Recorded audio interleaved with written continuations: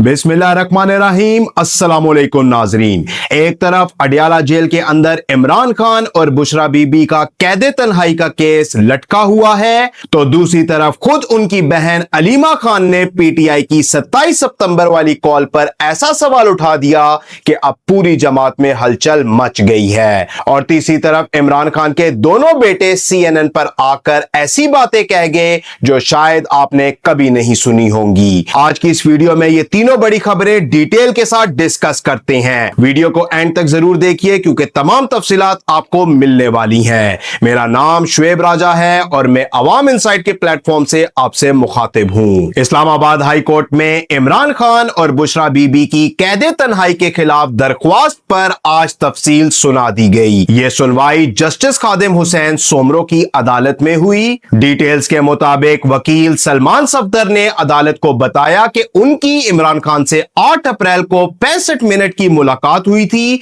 जिसमें 60 मिनट इमरान खान ने अपनी कैदे तन्हाई के बारे में बात की। वकील सफदर के मुताबिक इमरान खान को 22 घंटे और बुशरा बीबी को 24 घंटे अकेला रखा जाता है और वकील साहब ने मुतालबा किया कि इमरान खान और बुशरा बीबी के बयान हासिल किए जाएं, उनकी फैमिली और वकला से मुलाकातें बहाल की जाएं और एक गैर जानिबदार सीनियर वकला का कमीशन बनाया जाए। दूसरी तरफ एडवोकेट जनरल इस्लामाबाद और एडिशनल अटॉर्नी जनरल ने अदालत में कैटेगोरिकली कहा कि कोई कैदे तन्हाई नहीं है। उनका मौकिफ था कि जेल सुपरिटेंडेंट के मुताबिक इमरान खान को 500 से ज्यादा किताबें, 2 अंग्रेजी अखबारात और 7 सेल्स पर मुश्तमिल कंपाउंड में आजादाना चलने फिरने की सहूलत मुयस्सर है। अदालत ने इस केस की सुनवाई में मालूम किया कि आखिरी ईद उल फितर और ईद उल अजहा की नमाज इमरान खान को पढ़ने की इजाजत क्यों नहीं दी गई। इस सवाल का कोई सीधा जवाब जेल हुकाम की तरफ से नहीं दिया गया।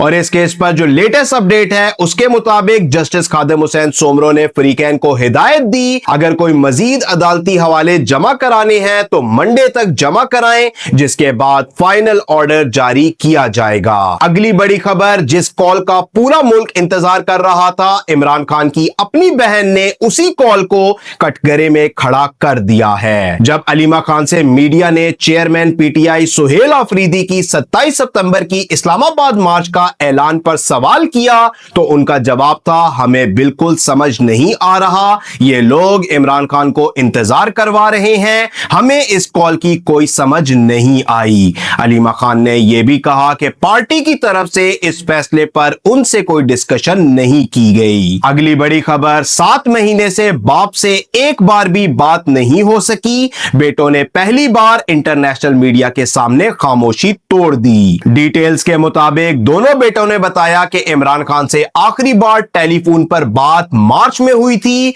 उसके बाद से कोई राब्ता नहीं हो सका। उनका कहना है कि पिछले 7 महीने से फैमिली और डॉक्टर्स को कोई भी मुलाकात की इजाजत नहीं मिली।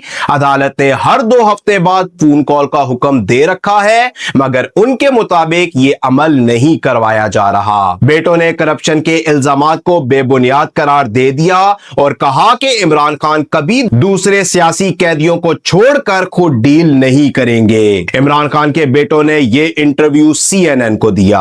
और इस्लामाबाद मार्च से मुतल्लिक एक और बड़ी खबर, अब तारीख आ चुकी है, लेकिन सवाल यह है कि इस बार मार्च वाकई इस्लामाबाद पहुंच पाएगा या नहीं। डिटेल्स के मुताबिक पीटीआई ने 27 सितंबर को इस्लामाबाद मार्च का बाकायदा ऐलान कर दिया है। खैबर पख्तूनख्वा हुकूमत के वजीर शफीउल्लाह खान के मुताबिक सफर पेशावर से शुरू होगा और रुख इस्लामाबाद की तरफ किया जाएगा। ऐलान के मुताबिक मुल्क भर से पार्टी रहनुमा और टिकट्स होल्डर भी इस्लामाबाद का रुख करेंगे और यह तहरीक इमरान खान की रिहाई तक जारी रहेगी। तो नाजरीन, ये थी आज की 3 बड़ी खबरें पूरी फैक्ट्स और डिटेल्स के साथ, बिना किसी अपनी राय के। अगली वीडियो में हम आपको मंडे वाली अदालती फैसले का फौरी अपडेट देंगे, इसलिए चैनल को सब्सक्राइब करना मत भूलें, बेल आइकन प्रेस करें और अपने दोस्तों के साथ इस वीडियो को शेयर करें। मिलते हैं नेक्स्ट न्यूज अपडेट में, तब तक के लिए अल्लाह हाफिज।